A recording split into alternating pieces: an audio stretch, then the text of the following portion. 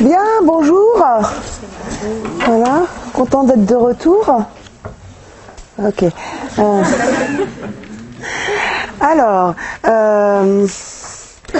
nous, on en avait terminé avec la méthode de la dissertation. On avait fait la méthode du cas pratique en droit pénal de fond également. Et on avait commencé à traiter les premiers sujets.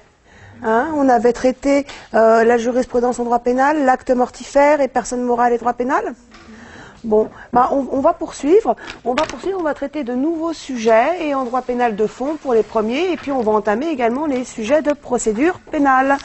Vous en êtes où dans l'avancée de vos polycopiés ? Ça avance, ouais. D'accord. Jusqu'où ? En gros, est-ce que le tome de procédure pénale est fini ? Oui. Tome de droit pénal spécial entamé ? Pas certain. Bon, c'est bien, on est dans les temps. Les droits pénals général terminés pour tout le monde. Bon, parfait. Allez, on enchaîne, on va traiter le sujet Conseil constitutionnel et droit pénal. Alors,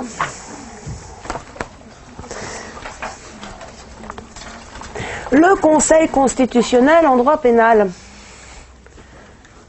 Comment vous proposeriez de problématiser autour d'un sujet tel que celui-ci ?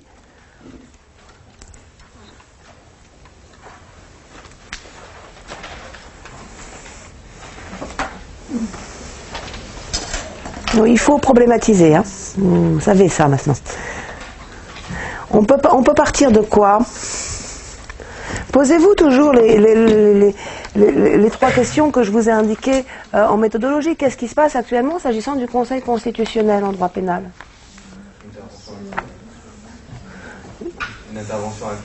Une intervention accrue. Effectivement, le sentiment qu'on a, notamment depuis la consécration de la question prioritaire de constitutionnalité, le sentiment qu'on a, c'est celui d'une influence du Conseil constitutionnel qui se fait de plus en plus forte en droit pénal. Ok. À quoi est-ce que ce mouvement, a priori, contrevient ? Le principe de l'égalité formelle. Alors l'égalité formelle, pas véritablement pour une simple et bonne raison, c'est que les prérogatives du Conseil constitutionnel sont consacrées par le constituant, pour le coup. Par conséquent, on est quand même, quand le Conseil constitutionnel s'exprime en droit pénal, on respecte aussi la légalité formelle. Alors à quoi est-ce que avec quoi est-ce que ça peut entrer en conflit ?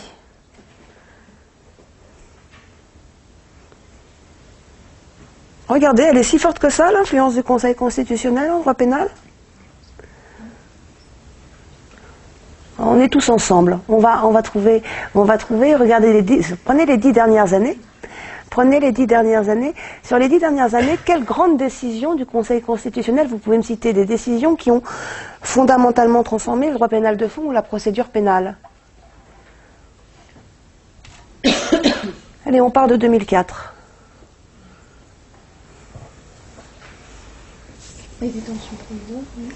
La détention provisoire, alors vous pensez à quoi ? Ouais, bon, c'est fondamental. La rétention de sûreté, ça c'est important. La garde à vue, ça c'est important. 21 février 2008, rétention de sûreté. 30 juillet 2010, décision garde à vue. Quoi d'autre ? 4 mai 2012, harcèlement sexuel, soit. 8 juillet 2011, le juge des enfants, ok.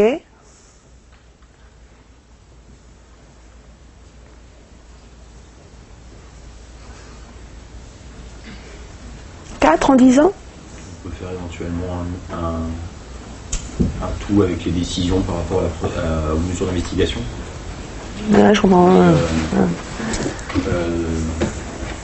c'est pas un question. Vous me trouvez que 4 décisions en 10 ans ? 2 mars 2004, oui. 5. Et malgré tout, vous me dites quand même que l'influence, elle est forte. a priori avéré et qui est en réalité relative. Mais voilà, l'idée quand même, c'est que effectivement tout est fait. On voit bien que tout est fait pour favoriser l'influence du Conseil constitutionnel en droit pénal. Néanmoins, cette influence, elle a bien du mal à s'exercer. Elle a bien du mal à s'exercer pour différentes raisons. La première raison, elle tient au Conseil constitutionnel lui-même, qui adopte parfois des interprétations qui manquent d'audace à certains égards. Par ailleurs, cette influence, elle a du mal à s'exercer du fait de la concurrence du droit européen, qui tend à primer sur la norme constitutionnelle aujourd'hui, du moins devant le juge judiciaire. Et puis, cette influence, elle est également très limitée de par le report dans le temps que le Conseil constitutionnel décide à propos de ses propres décisions. D'accord ? Donc, finalement, quand on regarde, on parle d'influence avérée du Conseil constitutionnel, ok, sauf que quand on cherche concrètement les manifestations de cette influence, eh bien, je sais pas, vous êtes 60 ? À 60, vous me trouvez à peine 5 décisions du Conseil constitutionnel en 10 ans qui ont changé quelque chose en droit pénal. Et parmi celles que vous me citez, il y en a qui sont quand même ultra secondaires. D'accord ? Donc, cette influence, en réalité, vous le voyez bien, n'est pas forte. Du moins, elle n'est pas du tout autant qu'on pourrait le penser. Et bien, cette problématique, on va la construire autour de cette idée-là. On va faire un premier temps de problématique où on va expliquer que, de prime abord, l'influence du Conseil constitutionnel en droit pénal est avérée. Toutefois, deuxième temps de la problématique, cette influence, on remarque dans les faits, n'est en réalité que très relative. Allez, premier temps de la problématique. Premier temps de la problématique, vous allez le construire autour de l'idée suivant laquelle l'influence du Conseil constitutionnel en droit pénal est une influence avérée.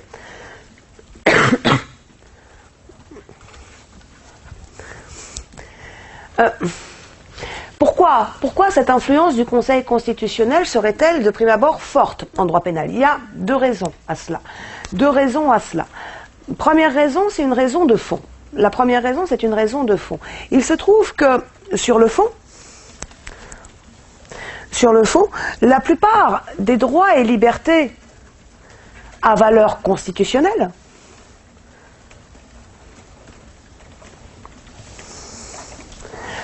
intéressent directement le droit pénal.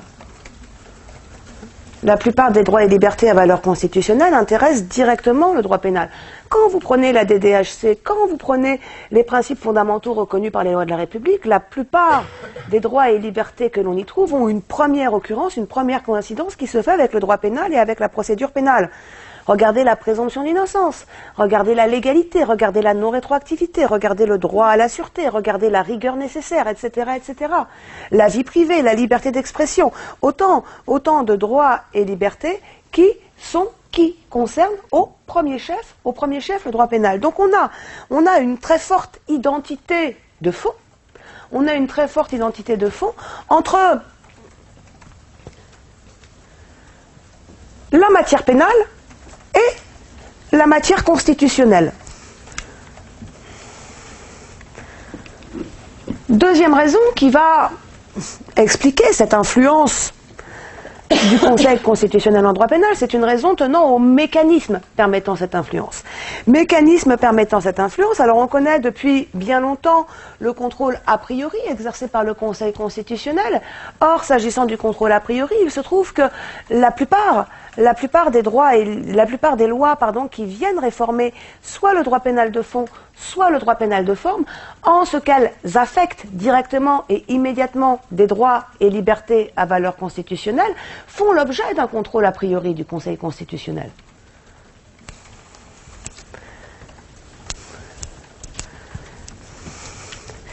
Et puis depuis 2008, consécration de la question prioritaire de constitutionnalité, qui permet un examen a posteriori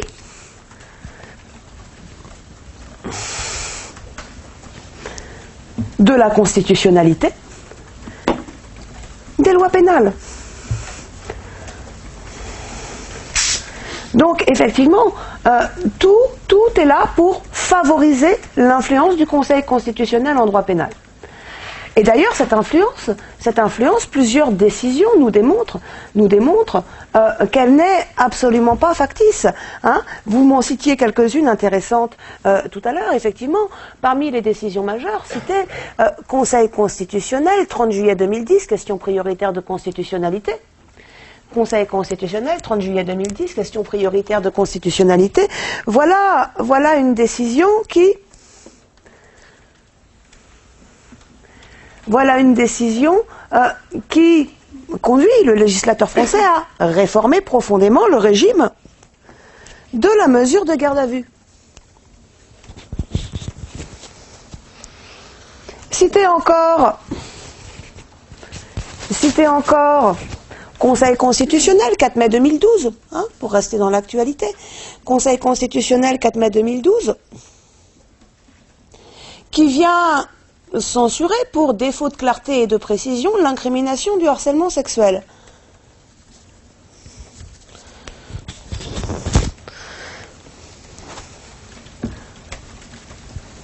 Hein, ce qui conduit à l'abrogation de ce délit. Citez encore cette décision du Conseil constitutionnel du 4 décembre 2013. Conseil constitutionnel du 4 décembre 2013, vous savez, c'est la décision rendue à propos de la loi relative à la délinquance économique et financière. Hein. Donc, Conseil constitutionnel 4 décembre 2013, qui censure la possibilité d'avoir recours à des gardes à vue d'une durée de 96 heures, qui censure la possibilité d'avoir recours à des mesures de garde à vue d'une durée de 96 heures, en matière de délinquance économique et financière.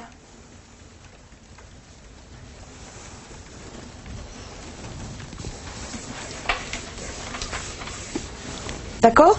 Donc effectivement, le Conseil constitutionnel, que ce soit par la voie du contrôle a priori ou par la voie du contrôle a posteriori, apparaît comme le garant du respect par le législateur en matière pénale des droits, libertés à valeur constitutionnelle. Toutefois, deuxième temps de la problématique, cette influence, on va le voir, n'est en réalité que très relative. Pourquoi cette influence est-elle malgré tout très relative? D'abord du fait du Conseil constitutionnel lui-même.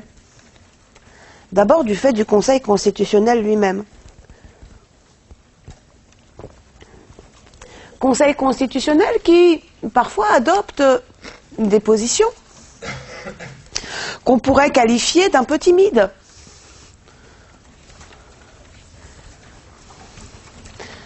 Hein, et qui ne permet pas au bloc de constitutionnalité de s'exprimer dans toute sa portée. Là, vous avez immanquablement l'exemple de la question de l'appartenance des magistrats du parquet à l'autorité judiciaire. Hein, avec un Conseil constitutionnel qui attribue au droit à la sûreté une portée moindre que celle que lui attribue la Cour européenne des droits de l'homme. Avec un Conseil constitutionnel qui vient nous dire que les magistrats du parquet appartiennent à l'autorité judiciaire et une Cour européenne des droits de l'homme qui, à l'inverse, énonce de manière constante, aujourd'hui avec la Cour de cassation, que les magistrats du parquet n'appartiennent pas à l'autorité judiciaire faute d'indépendance et d'impartialité. Ça va ? Donc parfois, Conseil constitutionnel qui reste un petit peu en deçà de ce que lui permettrait le bloc de constitutionnalité. Finalement, le Conseil constitutionnel conclut assez rarement à la censure. Hein. Par ailleurs, quand il lui arrive de conclure à la censure, notamment par la voie de la question prioritaire de constitutionnalité, le Conseil constitutionnel a pris pour habitude de différer, de reporter dans le temps les effets de ces décisions d'inconstitutionnalité. On reporte dans le temps les effets des décisions d'inconstitutionnalité. Ce qu'on a très bien vu avec la décision garde à vue. Décision garde à vue, on censure, effectivement. On censure, effectivement, les dispositions définissant le rôle tenu par l'avocat en garde à vue. Néanmoins, en même temps que l'on censure, on vient dire que cette inconstitutionnalité ne prendra effet qu'à compter de l'entrée en vigueur de la loi réformant le régime de la garde à vue. En d'autres termes, c'est inconstitutionnel, Mais cette inconstitutionnalité ne s'appliquera que lorsque l'on aura rétabli la constitutionnalité. Quand même étrange, non? Dans l'attente, les dispositions déclarées inconstitutionnelles demeurent applicables. Ça va? Bien.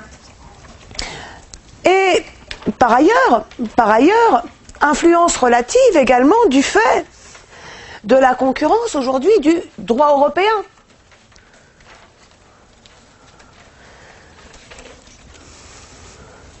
Concurrence du droit européen des droits de l'homme, d'abord. Concurrence du droit européen des droits de l'homme, d'abord. Et là, expliquez-nous que la Cour de cassation et les juridictions répressives d'une façon générale, n'hésitent pas, désormais, grâce à la mécanique du contrôle de conventionnalité,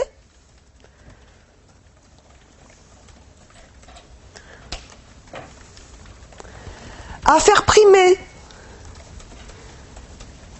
les solutions dégagées par la Cour européenne des droits de l'homme sur les solutions énoncées par le Conseil constitutionnel. Et ce, bien que dans la hiérarchie des normes, la norme constitutionnelle soit d'une valeur supérieure en principe à la norme conventionnelle.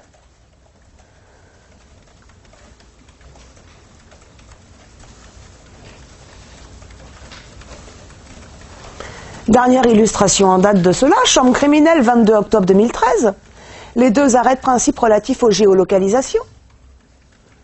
Chambre criminelle, 22 octobre 2013, voilà deux arrêts dans lesquels la Cour de cassation énonce pour invalider la pratique des géolocalisations.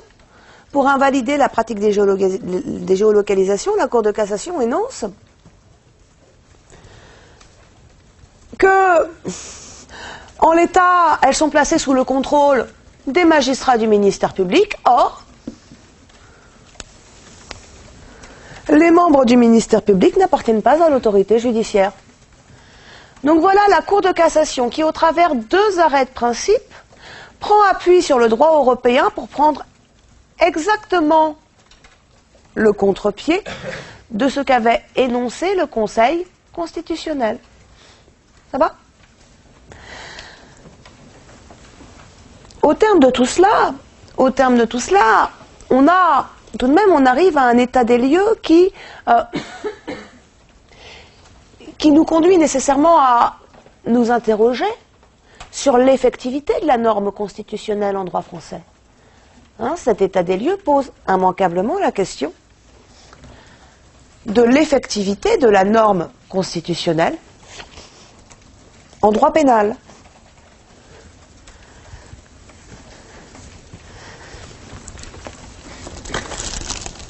Ça va sur cette intro? Des questions? Non? 1, 2, je fais quoi?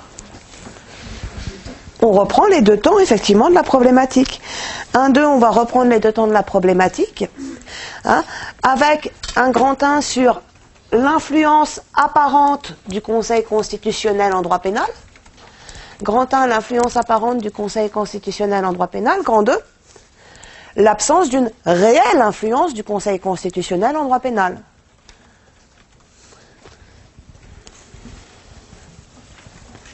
D'accord? Grand 1, l'influence apparente du Conseil constitutionnel en droit pénal. A, B, qu'est-ce qu'on peut faire ici?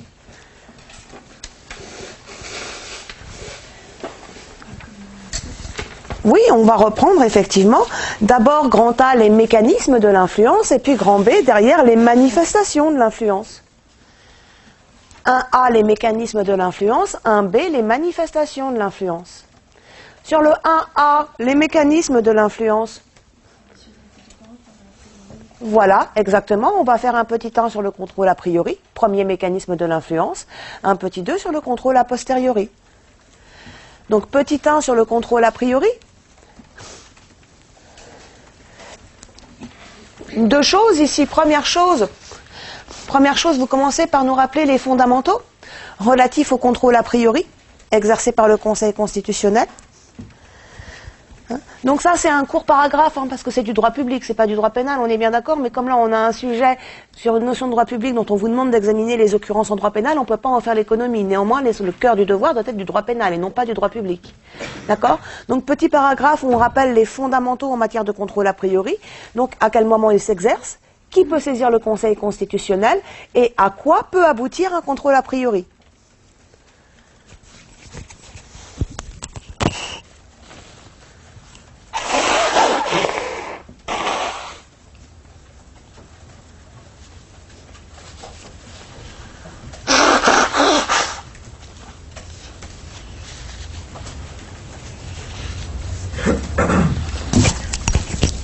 Alors, s'agissant de ce à quoi peut aboutir un contrôle a priori, expliquez-nous que concrètement, on a 3 issues possibles au contrôle a priori, soit la validation, soit la censure,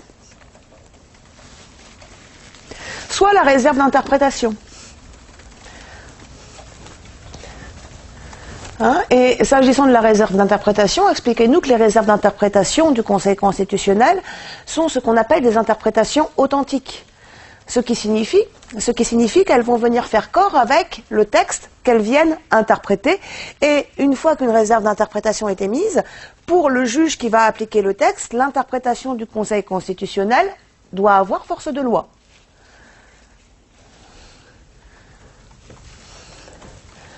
Donc premier paragraphe où vous nous rappelez tous ces fondamentaux. Et deuxième paragraphe où on va immédiatement confronter tout ça à la matière pénale. Et là, ce qui est important, c'est d'abord d'une part de dire que les contrôles a priori,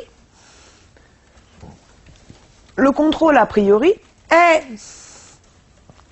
pourrait-on dire, presque systématique dès lors qu'il est question de droit pénal.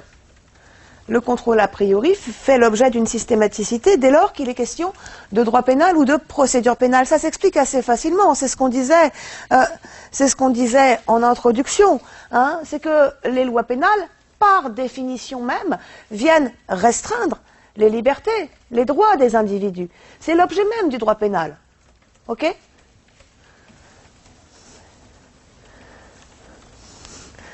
Par conséquent, une loi pénale, nécessairement, pose question au regard des normes constitutionnelles. Et plus particulièrement au regard des normes garanties par la DDHC et aussi par les principes fondamentaux reconnus par les lois de la République.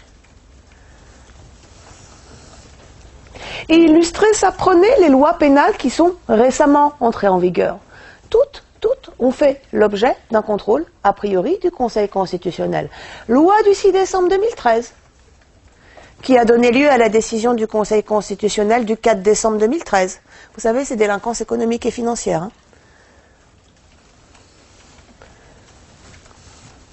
Loi LOPSI 2 du 14 mars 2011, qui a donné lieu à une fameuse décision du Conseil constitutionnel du 11 mars 2011.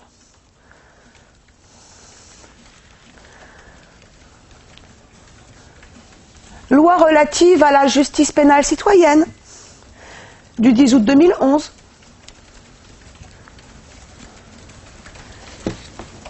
Qui a donné lieu à la décision du Conseil constitutionnel du 4 août 2011.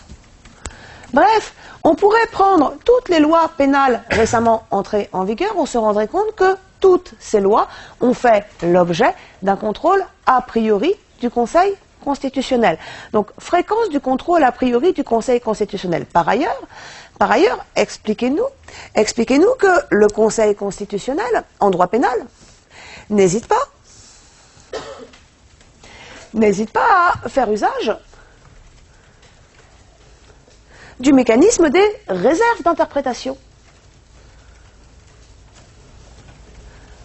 Mécanisme qui lui permet finalement de légiférer au lieu et place du législateur.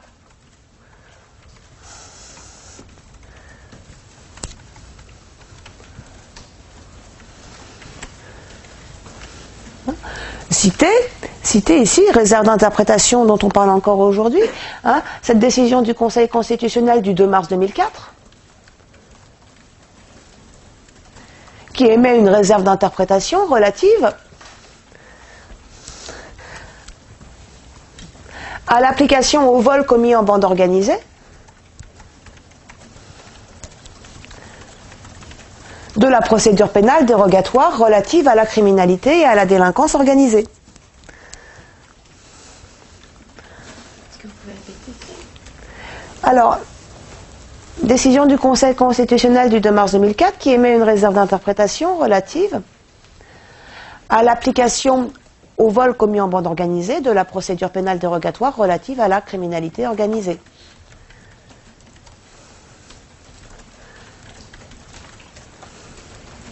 Ça va? Hein? Donc effectivement, le contrôle a priori, c'est chose courante en matière pénale. Là, je suis juste sur le terrain des mécanismes. Hein. Le fond, ce que décide le Conseil constitutionnel dans les différentes décisions que je vous cite, ne m'intéresse pas pour l'instant.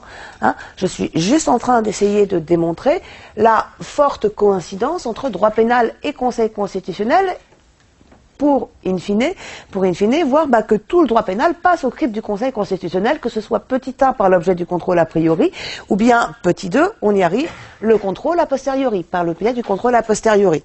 Petit 2, la question prioritaire de constitutionnalité. Petit 2, la question prioritaire de constitutionnalité.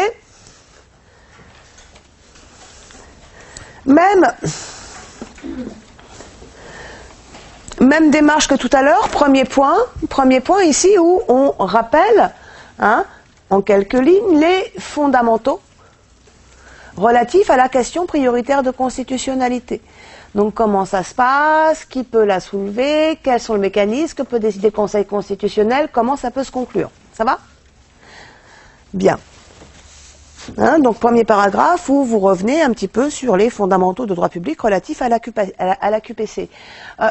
Deuxième point immédiatement où on va évoquer l'attitude de la chambre criminelle de la Cour de cassation à l'égard de la mécanique de la question prioritaire de constitutionnalité.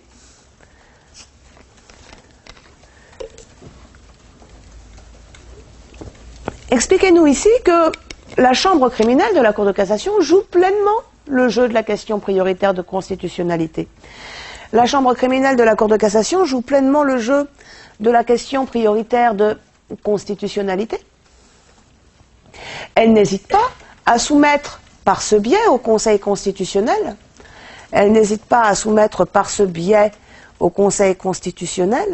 des pans entiers du droit pénal de fond et du droit pénal de forme.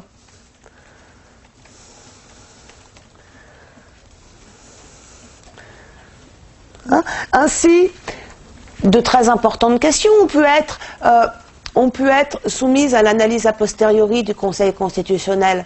On pense bien évidemment à la garde à vue. On pense encore à la composition des juridictions de jugement des mineurs. On pense à la qualification de harcèlement sexuel.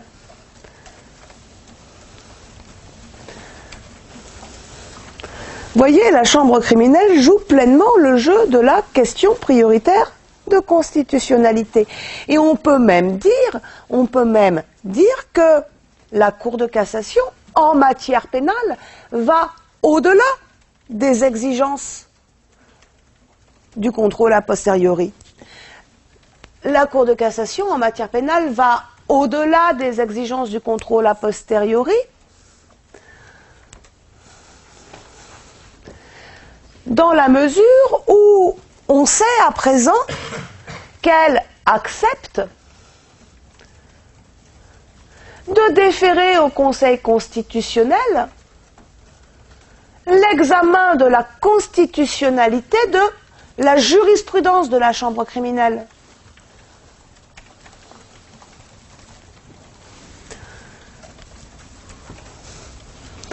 Alors, ici, on pense à, bien sûr, on en a déjà parlé dans le sujet de la jurisprudence en droit pénal, on pense à Assemblée plénière 10 mai 2011, qui admet le principe 10 mai 2011, Assemblée plénière 10 mai 2011, qui admet le principe de renvoyer à l'analyse du Conseil constitutionnel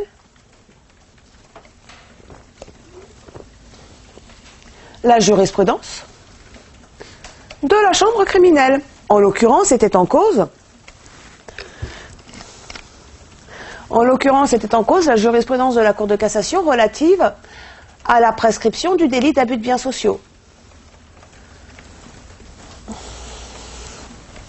Alors, nous en avions déjà parlé, finalement, vous savez que dans cet arrêt, la question ne sera pas renvoyée au Conseil constitutionnel, mais elle ne sera pas renvoyée après que l'Assemblée plénière ait affirmé le principe de la possibilité du renvoi.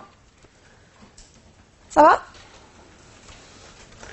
Bien, donc effectivement, tous les mécanismes, tous les feux sont au vert pour favoriser une influence majeure du Conseil constitutionnel en droit pénal. Et d'ailleurs, cette influence, bien, elle existe véritablement. Grand B, les résultats de l'influence.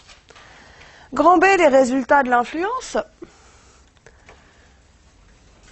L'influence du Conseil constitutionnel, elle s'exprime sur l'intégralité de la matière pénale, aussi bien en droit pénal de fond, petit 1, qu'en droit pénal de forme, petit 2.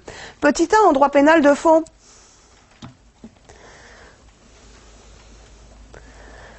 En droit pénal de fond, petit 1, l'influence du Conseil constitutionnel en droit pénal de fond s'exerce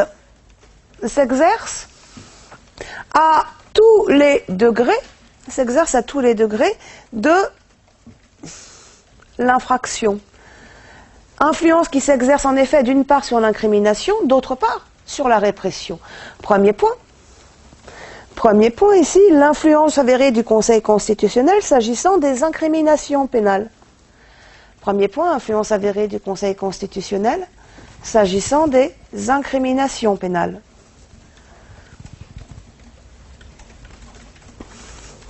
Et alors, ici, expliquez-nous que aujourd'hui, le Conseil constitutionnel exerce une influence non négligeable sur l'incrimination,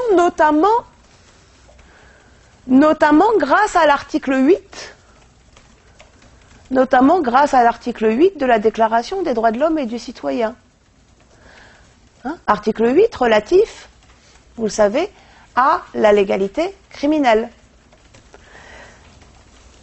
Sur ce fondement, le Conseil constitutionnel, en effet, n'hésite pas à abroger, car inconstitutionnel,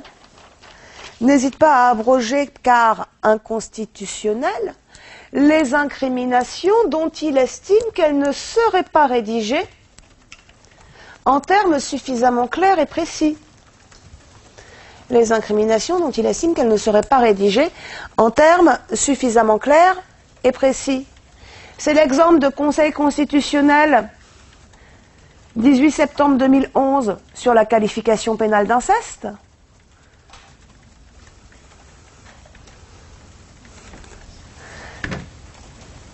Puis Conseil constitutionnel 4 mai 2012, bien évidemment, sur la qualification pénale de harcèlement sexuel. Voilà deux décisions qui, effectivement, viennent censurer des incriminations pénales parce que le législateur ne les a pas convenablement rédigées. Elles sont trop imprécises, terrain du principe de l'égalité. Donc, effectivement, le Conseil constitutionnel garantit, on le voit bien, la clarté du texte incriminateur. Mais son influence, deuxième point, s'exerce également sur la répression pénale. Deuxième point, influence avérée du Conseil constitutionnel sur la répression pénale.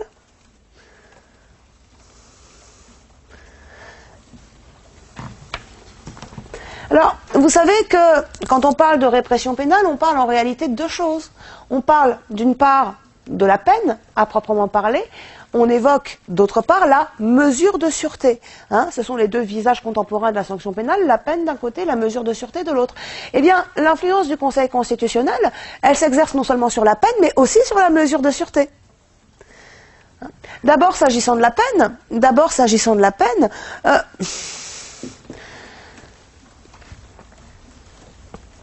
il se trouve que le Conseil constitutionnel exerce un contrôle extrêmement rigoureux.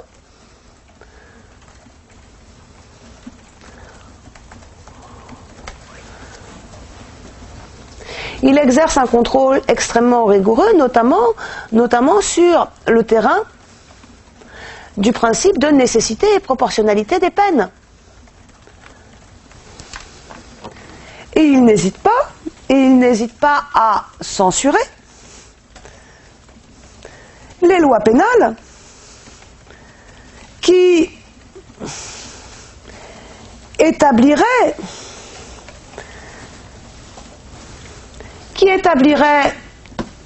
des peines ne répondant pas aux exigences de nécessité et proportionnalité. Exemple,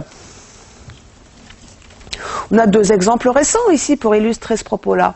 Hein, premier exemple, cité la décision du Conseil constitutionnel du 4 décembre 2013.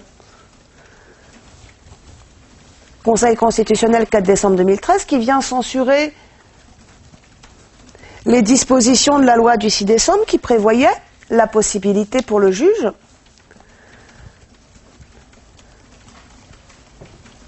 de prononcer à l'encontre des personnes morales une amende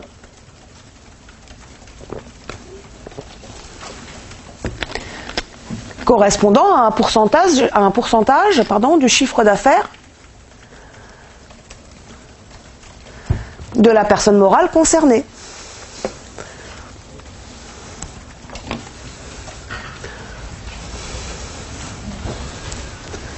Hein, ce n'est pas proportionné, nous dit le Conseil constitutionnel. Évoqué également, Conseil constitutionnel 11 mars 2011, la décision LOPSI 2, qui vient censurer la possibilité qu'avait mise en place le législateur d'avoir recours aux peines planchées à l'encontre de mineurs non récidivistes auteurs de violences aggravées.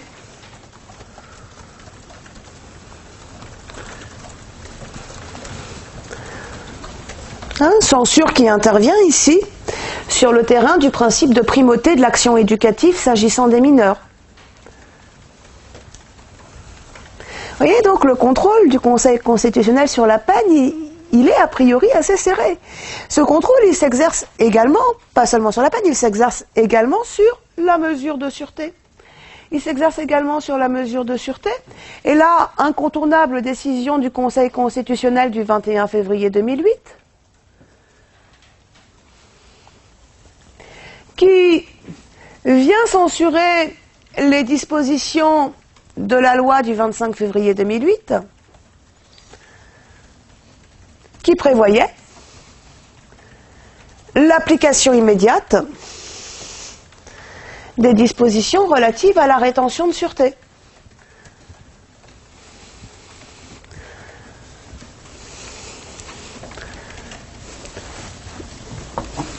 Sur le fondement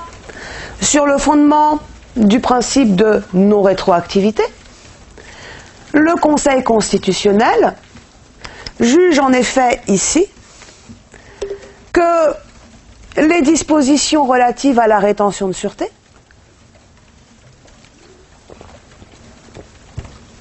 ne peuvent s'appliquer qu'aux condamnations prononcées. Les dispositions relatives à la rétention de sûreté ne peuvent s'appliquer qu'aux condamnations prononcées pour des faits commis postérieurement à l'entrée en vigueur de la loi.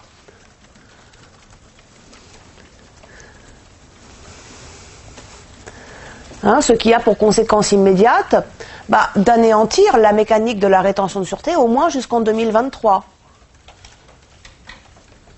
Ça va? Ouais. Petit 2 en droit pénal de forme.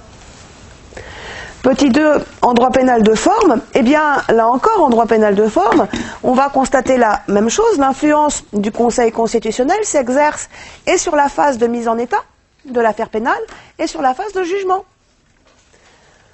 Influence du Conseil constitutionnel qui s'exerce sur la phase de mise en état et sur la phase de jugement. D'abord, premier point, influence du Conseil constitutionnel sur la phase de mise en état de l'affaire pénale. Alors, sur la phase de mise en état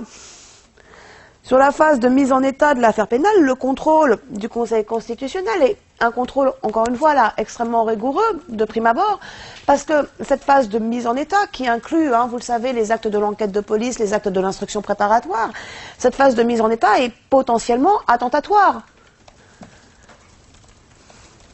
aux droits et libertés des personnes mises en cause.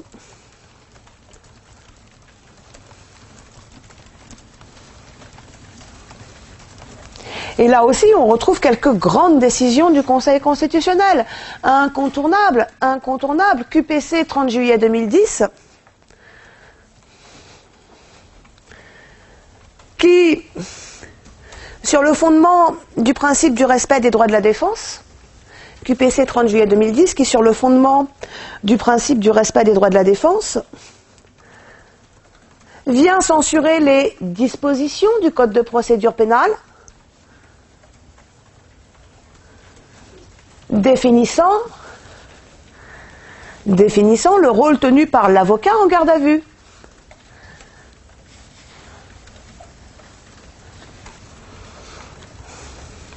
Cette censure aura pour conséquence la réforme du régime de la mesure de garde à vue, réforme qui sera opérée par la loi du 14 avril 2011.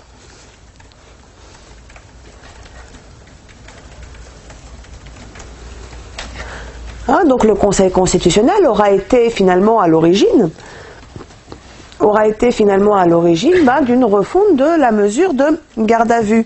Autre exemple d'influence du Conseil constitutionnel sur la phase de mise en état.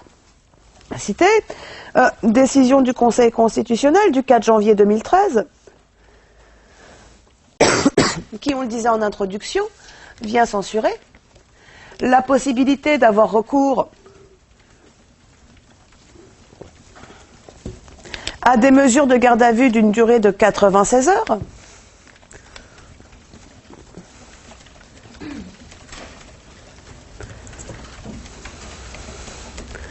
en matière de délinquance économique et financière.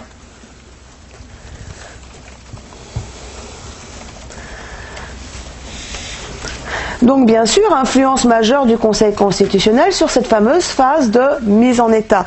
Mais deuxième point, influence également majeure du Conseil constitutionnel sur la phase de jugement. Influence également majeure du Conseil constitutionnel sur la phase de jugement.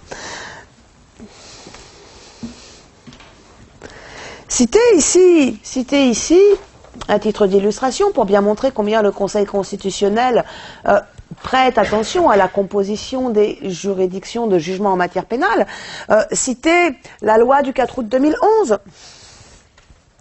Loi du 4 août 2011 qui vient encadrer la participation des citoyens à la justice pénale. Vous savez, c'est sur ces fameux tribunaux correctionnels citoyens qui ont fait long feu. Vous voyez, de l'art français de s'agiter pour rien. Bref. Cité également Conseil constitutionnel QPC 8 juillet 2011. Conseil constitutionnel QPC 8 juillet 2011 qui censure les dispositions du Code de l'organisation judiciaire définissant la composition du tribunal pour enfants. Censure qui aboutira à une réforme de la composition du tribunal pour enfants, réforme opérée par la loi du 26 décembre 2011.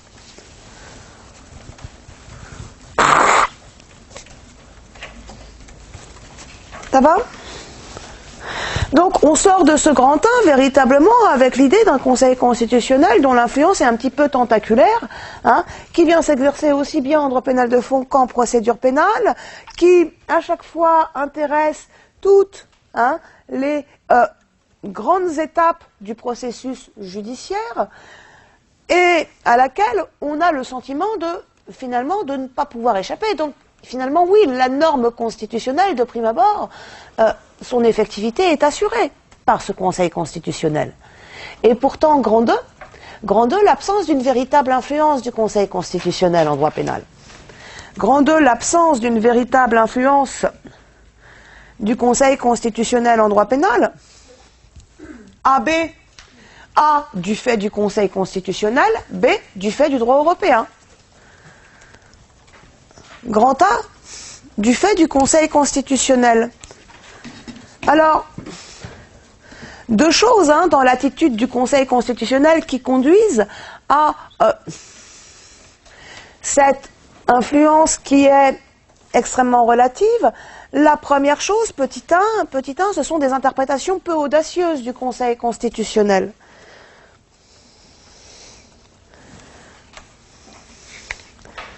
Ces interprétations peu audacieuses, ce sont tout simplement des situations dans lesquelles le Conseil constitutionnel est resté en deçà de ce que lui aurait permis le bloc de constitutionnalité. Situations dans lesquelles le Conseil constitutionnel reste en deçà de ce que lui aurait permis le bloc de constitutionnalité. Ces interprétations parfois timides, on les retrouve non seulement en droit pénal de fond, premier point, mais aussi en droit pénal de forme. Premier point en droit pénal de fond. En droit pénal de fond, plusieurs prises de position du Conseil constitutionnel ont été contestées par une doctrine assez unanime. Prenez l'exemple de la décision du Conseil constitutionnel du 2 mars 2010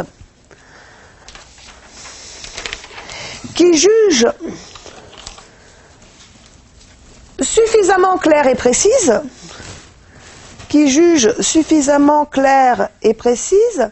la qualification de participation à une bande dangereuse. Vous savez, on en avait beaucoup parlé à l'époque. La loi du 4 mars 2010 a institué un nouveau délit dans notre code pénal. Le délit de participation à une bande dangereuse est incriminé le seul fait de participer à une bande considérée comme dangereuse. Vous voyez, c'est un peu vague. C'est-à-dire, on ne sait pas. Oui, mais c'est suffisamment clair et précis, vous dit le Conseil constitutionnel. Il n'y a pas de souci. Je vois vraiment pas où est le problème. Vous voyez ? Donc, effectivement, là, on peut se dire que quand on voit qu'une censure intervient pour le harcèlement sexuel, qui certes n'est pas bien défini, on voit qu'il est tout de même mieux défini que le délit de participation à une bande dangereuse, on se dit, oui, soit, où est la cohérence ? D'accord ? Autre exemple, décision du Conseil constitutionnel, toujours en droit pénal de fond, décision du Conseil constitutionnel du 7 octobre 2010. Conseil constitutionnel 7 octobre 2010, voilà une décision dans laquelle le Conseil constitutionnel vient valider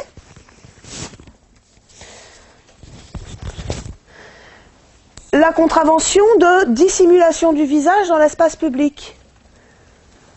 On valide la contravention de dissimulation du visage dans l'espace public. Alors, pourquoi peut-on considérer que cette prise de position est un peu timide ? Tout simplement parce qu'elle est bien en deçà de celle du Conseil d'État. Comment vous expliquez que ce soit une loi qui établit une contravention ? C'est qui, normalement, qui doit établir les contraventions ? C'est le pouvoir réglementaire. Ok. Pourquoi est-ce que là, c'est la loi qui établit la contravention, c'est la compétence du pouvoir réglementaire, en principe ?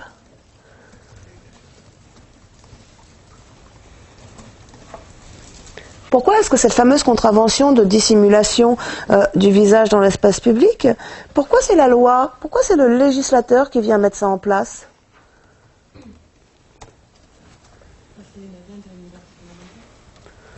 Non. Ben parce que c'est juste un second shot. Hein. Concrètement, la contravention, au départ, elle avait été établie par le pouvoir réglementaire. Hein. Au départ, c'est un décret qui établissait cette contravention. Simplement, vous savez que les décrets établissant les contraventions sont soumis à l'avis du Conseil d'État. Or, le Conseil d'État, quand il a vu arriver le décret instituant cette contravention, a dit non, pas d'avis favorable sur l'institution de cette nouvelle infraction pénale, au motif que celle-ci serait attentatoire à la liberté de religion, hein, telle que garantie par le bloc de constitutionnalité, notamment. Alors, on était bien embarrassés parce que, à l'époque, on voulait absolument mettre en place cette contravention qui était devenue... Alors, bon, on voit bien que finalement, c'est une bite de mouche. Hein. Enfin, vous voyez, il y a 2 affaires dans l'année, tout le monde s'en fout. Enfin bon, à l'époque, en termes symboliques, c'était non, tu te promènes pas avec ton foulard dans la rue, je veux voir tes yeux, je veux voir ta figure. Vous voyez, on était quand même sur quelque chose d'assez fort du point de vue de sa signification. Bien, donc il fallait absolument que ça passe. Donc qu'est-ce qu'on a dit? Bon, ça passe pas au Conseil d'État. Au Conseil constitutionnel, ils sont quand même plus cool. Hein. Et donc on a dit, pardon, on va établir cette contravention, non pas par le biais du règlement, mais pour échapper au contrôle du Conseil d'État, on va établir cette contravention par le biais de la loi. Et c'est ce qu'on a fait. La loi a bien évidemment été soumise à l'analyse du Conseil constitutionnel, qui a validé la contravention ainsi instituée,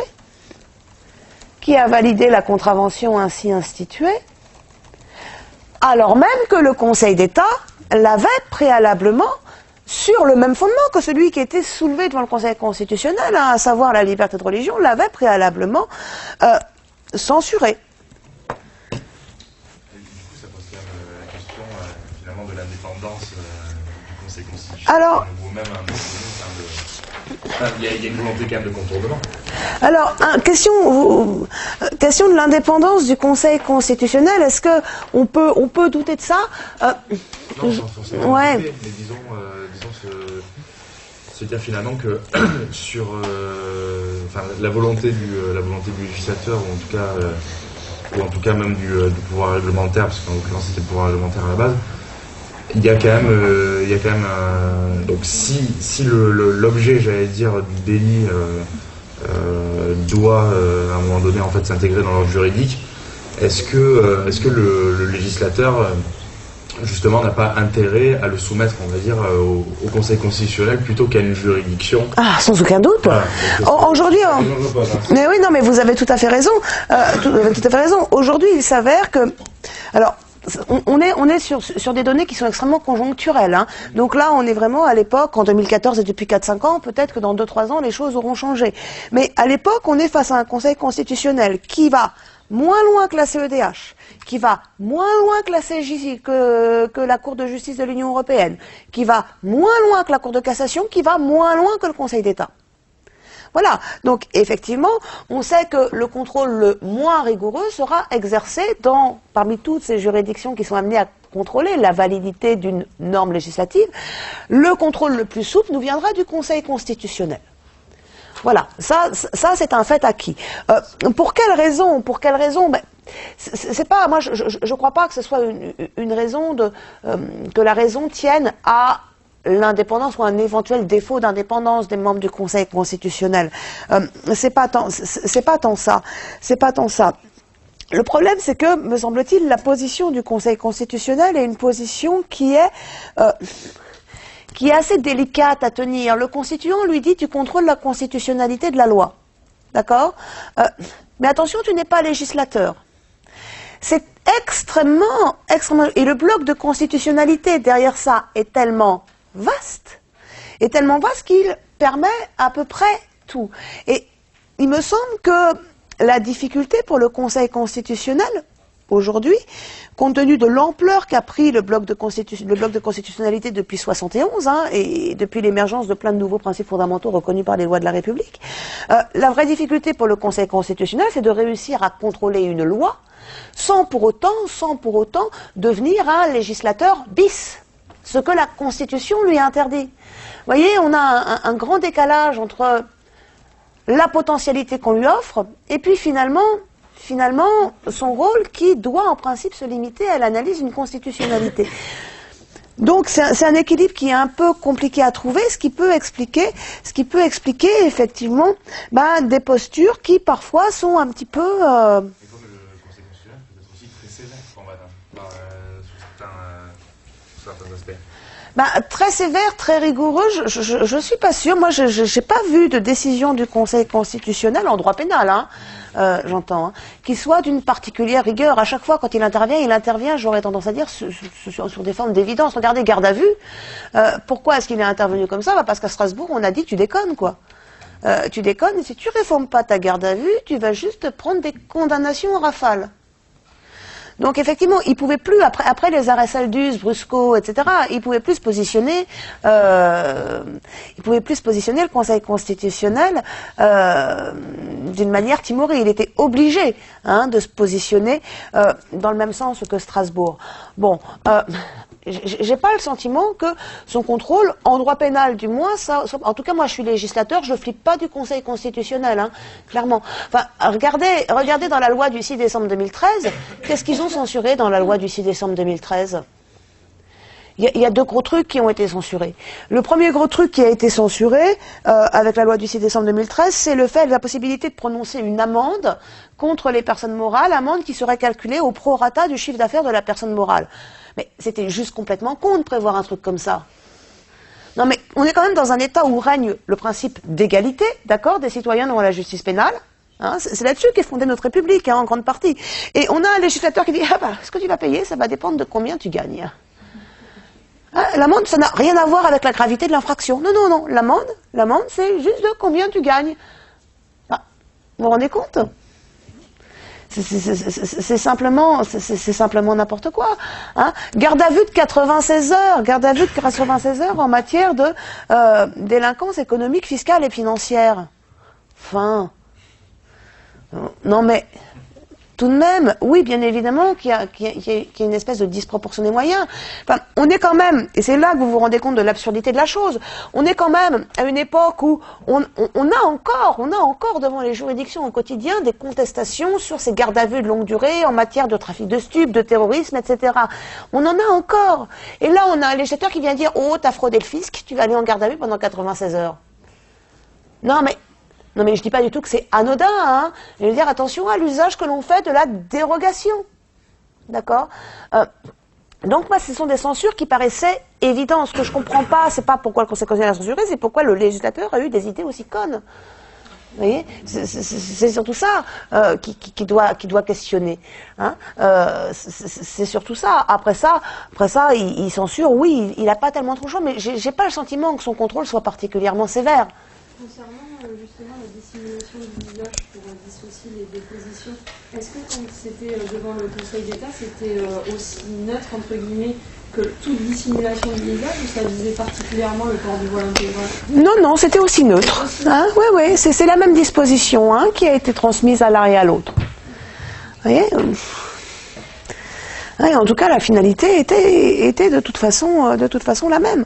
Donc, on est sur un Conseil constitutionnel qui, bon, vous ne l'écrivez pas comme ça dans une copie, hein, on est d'accord, hein. Non, mais parfois, on se demande. Bien, mais on est quand même sur un Conseil constitutionnel dont le contrôle n'est pas si rigoureux que ça. C'est pas, enfin, encore une fois, hein, c'est pas du Conseil constitutionnel qu'il faut avoir peur, là. Hein, quand on légifère.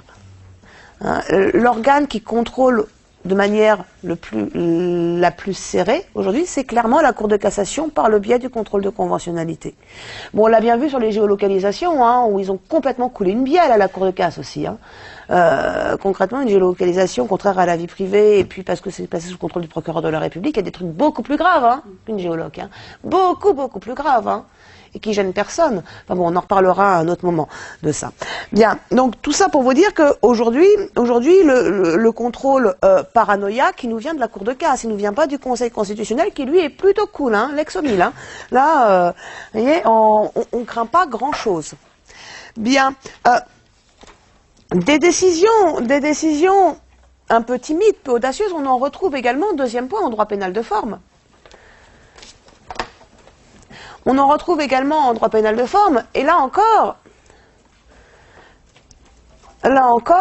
on va voir que le Conseil constitutionnel est un organe de contrôle qui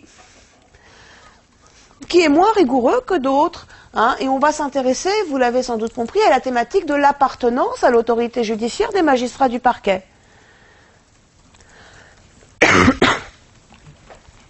Vous savez tous ce qu'est le droit à la sûreté, n'est-ce pas? Droit à la sûreté, c'est la garantie contre les privations arbitraires de la liberté d'aller et de venir. Bien. Garantie contre les privations arbitraires de la liberté d'aller et de venir, et le droit à la sûreté suppose notamment, pour être respecté, que toute mesure privative de liberté soit prononcée et contrôlée par un juge.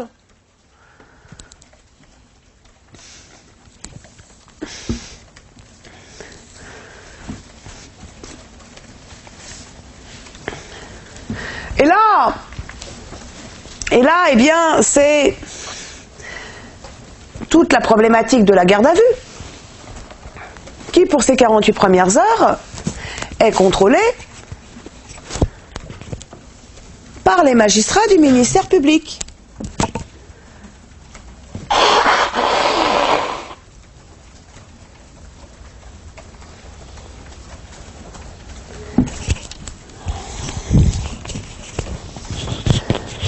D'où la question de savoir si les magistrats du ministère public peuvent ou non être considérés comme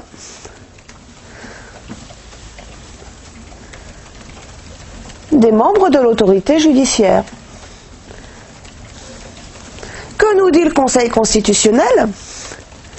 Conseil constitutionnel, 30 juillet 2010. Conseil constitutionnel, 30 juillet 2010. Oui, les magistrats du ministère public appartiennent à l'autorité judiciaire. Car, nous dit-il, et alors là, la motivation, attention, super convaincante, ouvrez les guillemets, mémorable, car l'autorité judiciaire comprend à la fois les magistrats du siège et les magistrats du parquet. Fermez les guillemets. Avec ça, on est blindé. Non mais, je l'invente pas, hein. Non, mais... Car l'autorité judiciaire comprend à la fois les magistrats du siège et les magistrats du parquet. Ok.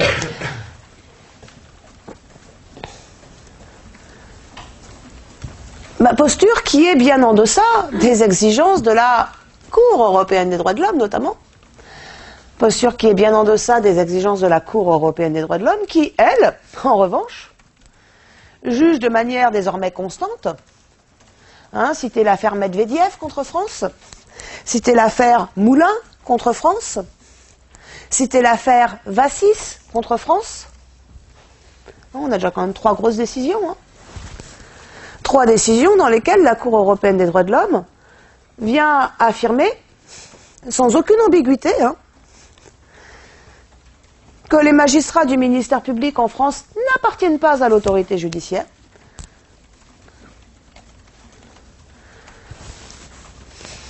Pour 2 raisons. Première raison, ils ne sont pas indépendants à l'égard de l'exécutif.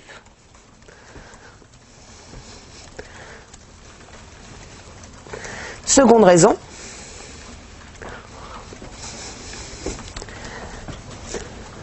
ils sont partie poursuivante au procès pénal.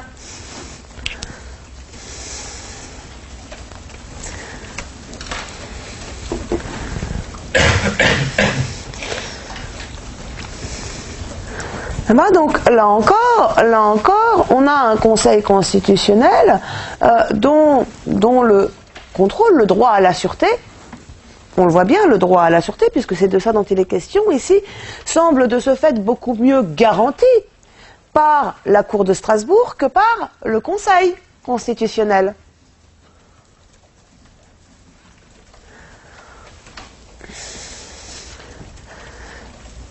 Hein, donc comprenez au terme de ce petit 1 finalement qu'il est bien rare que le Conseil constitutionnel ne conclue à l'inconstitutionnalité. Petit 2, le report dans le temps de l'inconstitutionnalité. Petit 2, le report dans le temps de l'inconstitutionnalité. Donc vous avez compris, hein, il est très rare que le Conseil constitutionnel conclue finalement à l'inconstitutionnalité. Mais quand ça arrive, parce que tout de même parfois ça arrive, lorsque cela arrive, ben, il va lui-même priver d'effet ses décisions en droit positif. Il va lui-même priver ses décisions d'effet en droit positif en reportant dans le temps, en reportant en différant dans le temps les effets de l'inconstitutionnalité. En différant dans le temps les effets de l'inconstitutionnalité. En gros, le Conseil constitutionnel vient nous dire, ouais, ok, c'est inconstitutionnel, mais pas tout de suite. Et généralement, l'inconstitutionnalité, la prise d'effet de l'inconstitutionnalité est différée au jour de l'entrée en vigueur de la loi qui y mettra un terme. Et là, vous avez deux exemples. Deux exemples. Premier exemple, Conseil constitutionnel, QPC, 30 juillet 2010, garde à vue. Conseil constitutionnel, QPC, 30 juillet 2010, garde à vue. Voilà une décision où on vient nous dire que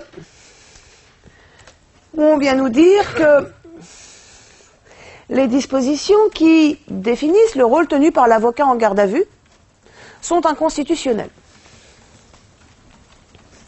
Ok, soit, quoi qu'on pense de cette prise de position, à partir du moment où on dit que c'est inconstitutionnel, merde, on parle d'une mesure privative de liberté, ça ne s'applique pas. Toutefois, nous dit le Conseil constitutionnel, cette inconstitutionnalité ne prendra effet. Toutefois, cette inconstitutionnalité ne prendra effet qu'à compter de l'entrée en vigueur de la loi réformant le régime de la garde à vue. Cette inconstitutionnalité ne prendra effet qu'à compter de l'entrée en vigueur de la loi réformant le régime de la garde à vue. Ok, donc, traduisez, cette inconstitutionnalité n'entrera en vigueur qu'à compter du moment où elle ne servira plus à rien. Le meilleur, c'est ce qui se passe entre-temps. Dans l'attente, et là je cite, je suis dans la décision du Conseil constitutionnel, dans l'attente, les dispositions déclarées inconstitutionnelles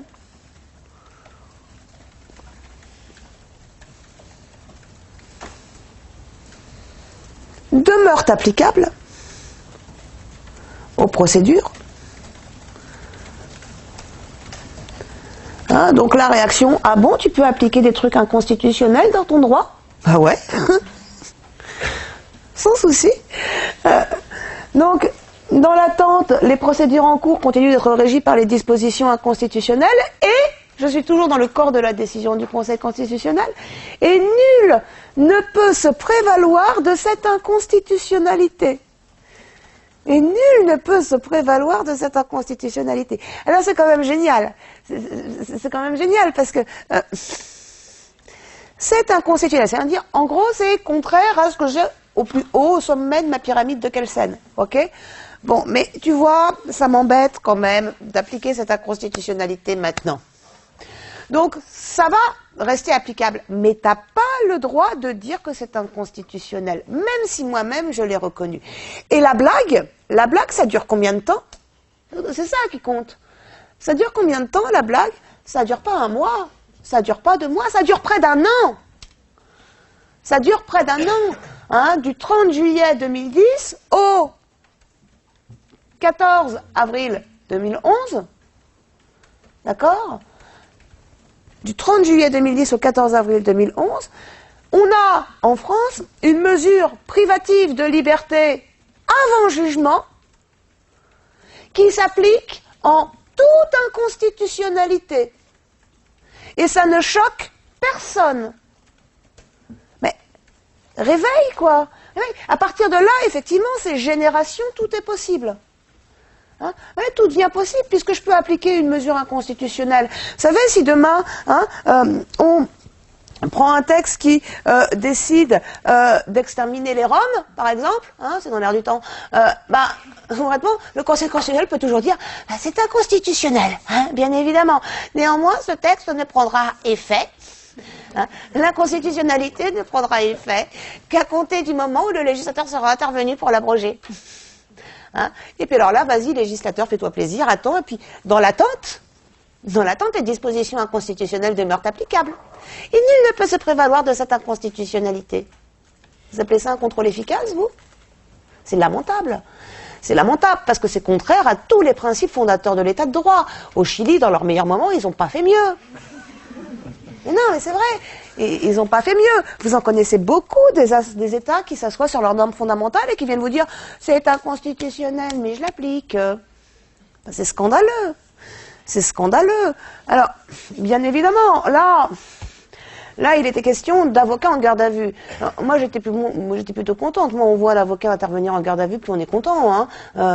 Concrètement, tant mieux. C'est quand même une grosse connerie que de mettre l'avocat en garde à vue et de le mettre partout. Bien. Mais le fait est que, du point de vue des grands principes, non, on n'applique pas une décision inconstitutionnelle. On n'applique pas, des dispositions inconstitutionnelles, pas pendant 1 an. Ça veut dire qu'on est dans un état de non-droit. Ça veut dire que la norme inférieure ne respecte plus la norme supérieure. Et ça veut dire en effet que tout est possible. Et ça, c'est effectivement porteur d'une très lourde insécurité juridique. Et heureusement que la Cour de cassation resserre les vis derrière, parce qu'on a un Conseil constitutionnel qui est juste là, pour le coup, inapte. Est-ce qu'il y a des propositions justement en ce sens pour justement pallier ce problème juridique? Parce qu'il est un peu aussi bloqué, le Conseil constitutionnel, entre la constitutionnalité et décalé dans le temps. Je comprends tout à fait l'imbroglio de ça, mais ça suffit, quoi. Il est un peu bloqué. Oui, alors il est un peu bloqué. Il est un peu bloqué aussi par manque de courage, Et puis il est concrètement, ça prend pas, parce que la crainte, et ce qu'on dit toujours, c'est oui, mais tu comprends, le Conseil constitutionnel, il a peur qu'on puisse plus conduire de garde à vue dans l'entrefaite si toutefois on proclame l'inconstitutionnalité tout de suite. Ok, dans ce cas-là, édicte-nous vite une loi. Enfin, vous savez, les procédures d'urgence, quand on veut les mettre en place, c'est bon, ça va vite. Parce que concrètement, on a sorti une loi à la con, là, le 14 avril 2011. Ok, on a fait plein d'articles qui veulent rien dire, avec des possibilités de report, d'entretien avec l'avocat, etc. Il suffisait d'ajouter un alinéa à l'article 63 du Code de procédure pénale.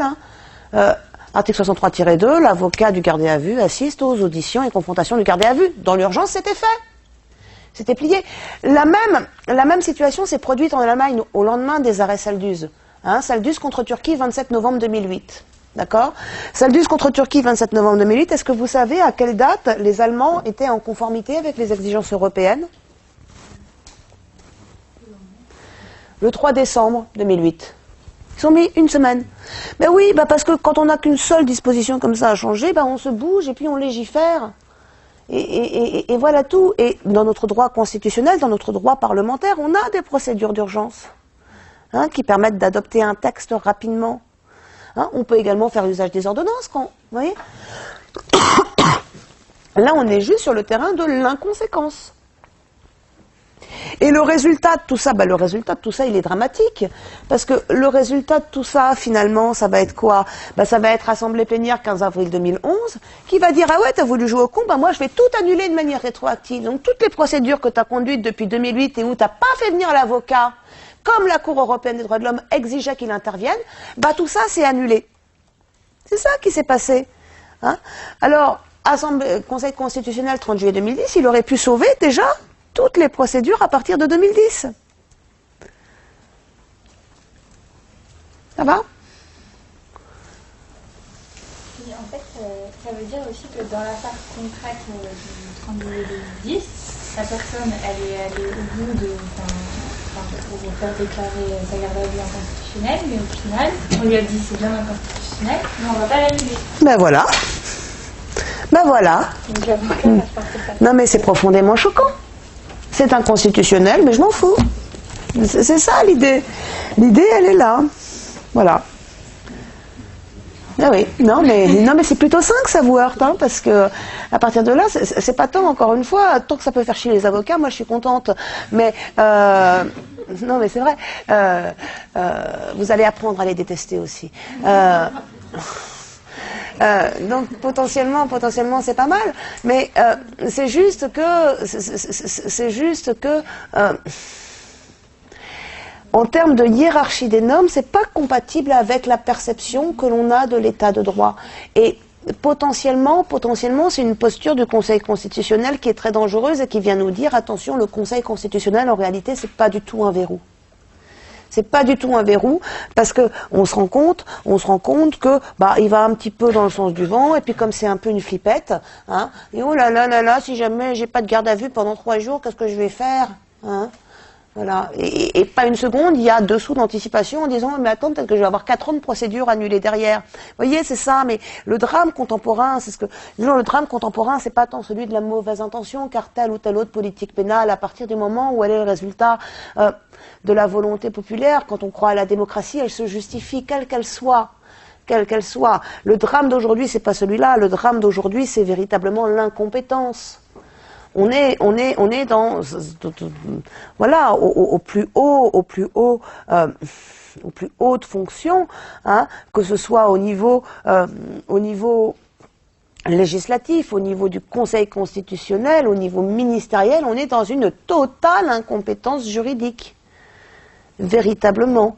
Et quand vous regardez les travaux préparatoires des différents textes législatifs, mais c'est affligeant d'ignorance. C'est affligeant d'ignorance. Pourquoi ? Parce que tout simplement, bien évidemment, ce ne sont pas les parlementaires qui rédigent tout ça, ce sont les administrateurs des assemblées, pour beaucoup. Hein. Bon, sauf que les administrateurs des assemblées, ils sont exceptionnels quand il s'agit de droit public, mais ils ont juste 0 formation en droit privé. D'accord ? Donc ils ont beau être très beaux, très intelligents, le fait est qu'au bout d'un moment, quand on ne connaît pas ces grands principes, ça craint. Voilà, c'est pas un hasard hein, s'ils juridicisent les concours des assemblées. Aujourd'hui, c'est parce qu'ils se rendent compte qu'ils ont une Assemblée nationale et un Sénat qui sont totalement à la masse au niveau juridique. Et que des boulets de la Cour de cassation, on en reçoit de plus en plus et on va en recevoir de plus en plus. Parce que tout simplement, ni le législateur ni le Conseil constitutionnel ne sont à la hauteur de leurs tâches quand il s'agit de droit privé. Bon, on avance. Autre exemple ici, Conseil constitutionnel, QPC, 8 juillet 2011. Conseil constitutionnel, QPC, 8 juillet 2011, où là, le Conseil constitutionnel vient censurer les dispositions définissant la composition du tribunal pour enfants.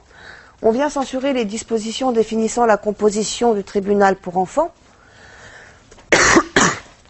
car ces dispositions violeraient l'exigence d'impartialité des juridictions.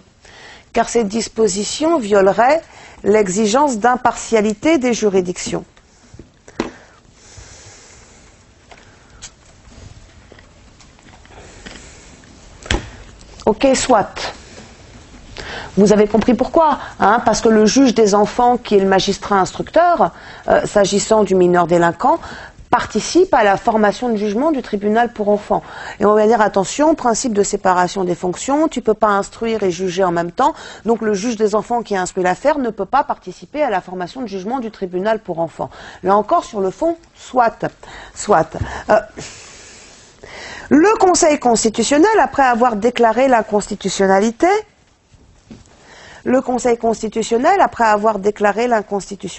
là encore, va nous dire que cette inconstitutionnalité, cette décision d'inconstitutionnalité ne prendra effet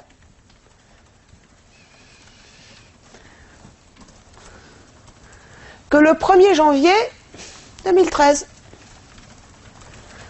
On est le 8 juillet 2011, hein. Juste un truc, c'est de mieux en mieux, hein. C'est-à-dire que là, le cadran, on fait complètement le tour, plus la moitié d'une fois. 1 an et demi. Dans l'attente, les juridictions de jugement des mineurs continuent d'être régies par les dispositions jugées inconstitutionnelles. Ça veut dire, attends, ça veut dire en gros que pendant 1 an et demi, en France, on va laisser les mineurs être jugés par des juridictions de jugement dont on vient de reconnaître la partialité, dont la composition est inconstitutionnelle, pendant 1 an et demi. Et alors je vous parlais tout à l'heure d'inaptitude et d'incompétence, ben là on va la trouver, parce que donc ça c'est une décision du 8 juillet 2011 qui nous dit ça prend effet le 1er janvier 2013, donc c'est très loin dans le temps, hein. Ok ? Le 26 décembre 2011, alors là c'est quand même, là vraiment on atteint des sommets. Le 26 décembre 2011, le législateur intervient et vient réformer la composition du tribunal pour enfants conformément aux exigences du Conseil constitutionnel. Le 26 décembre 2011, le législateur qui intervient pour réformer la composition du tribunal pour enfants conformément aux exigences du Conseil constitutionnel. Donc là, on se dit, c'est bien, ils ont réagi vite, ils n'ont pas attendu le dernier délai, c'est plutôt satisfaisant. Sauf que disposition finale de la loi, qui vient nous dire la chose suivante, qui vient nous dire que cette disposition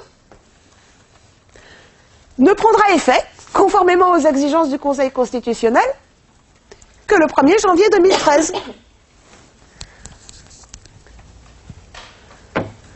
Non mais, voyez un peu comme ils sont lost in translation, là, hein? Maintenant, tu m'as dit que c'était 1er janvier 2013, bah, ça sera 1er janvier 2013 alors, puisque tu l'as dit. Je l'ai fait avant, mais non, tu as dit 1er janvier 2013, je vais t'écouter. Vous voyez un petit peu, non mais, le niveau, quoi. Le niveau. Ah, vous pouvez tous être magistrat, il n'y a pas de problème, hein. Non, c'est vrai, hein. Bien. Pourtant, ça... c'est pas une réforme compliquée à mettre en œuvre. Hein, c'est juste un changement de planning dans les tribunaux. D'accord ? C'est plus juge des enfants 1 qui siège dans les affaires qu'il a instruites, c'est juge des enfants 2. Hein, au lieu d'aller déjeuner à 14, il ira déjeuner à 15 ou à 13. Et c'est pas très compliqué. Maintenant. Bref, donc tout ça pour vous dire que finalement, et là ça faisait partie, vous vous souvenez, on avait relevé 5 décisions importantes à peu près, vous en aviez relevé 5, moi si j'avais dû intervenir, je n'aurais relevé un petit peu plus que vous. Bon, vous en avez compté 5. Le fait est que sur ces 5-là, il y en a déjà 2 qui n'ont eu aucun effet en droit positif, hein, parce qu'on a dit, je le reporte dans le temps. On va voir ce qu'il advient des autres. Grand B du fait du droit européen. Grand B du fait du droit européen. Et là, nous allons faire une pause et j'attaque le droit européen ensuite. Voilà, je vous laisse respirer.